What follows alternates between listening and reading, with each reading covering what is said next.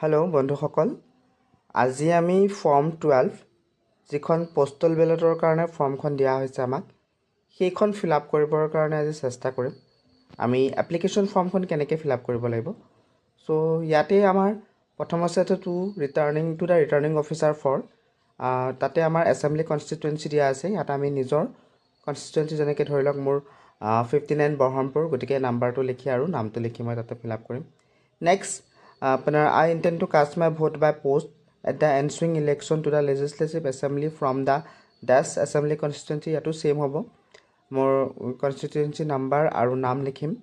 My name is entered at real number dash. এতিয়া যিখন recently আমাৰ ফাইনেল ড্ৰাফ্ট লিষ্ট ওলাইছিলে ইলেক্টৰৰ কাৰণে, সেইখন আমি ইয়াতে তাৰপৰা চাই পেলাই মোৰ ইয়াত চিৰিয়েল নম্বৰটো লিখি দিম আৰু পাৰ্ট নম্বৰ কিমান আছে সেইটো লিখি দিম। ইলেক্টৰ ৰোল ফৰ ডেছ, আকৌ ছেম ইয়াত 59 বৰহমপুৰ এছেম্বলি কনষ্টিটুৱেঞ্চি লিখি দিম। তাৰপিছত ballot paper may be sent to me at the following address, আৰু মোৰ ইয়াৰ যিকেইটা এড্ৰেছত বেলট পেপাৰখন পঠাব, গতিকে ইয়াত ফুল এড্ৰেছটো ধুনীয়াকৈ চাই পেলাই লিখি দিব আৰু মোবাইল নম্বৰটো লিখিব, প্লেচ ডেট লিখিব, যিদিনাখন জমা দিব সেইদিনা তাৰিখটো লিখিব আৰু ইয়াৰ ফেইথফুলি ছিগনেচাৰ কৰি আপুনি DC অফিচত জমা দি দিব। Thank U.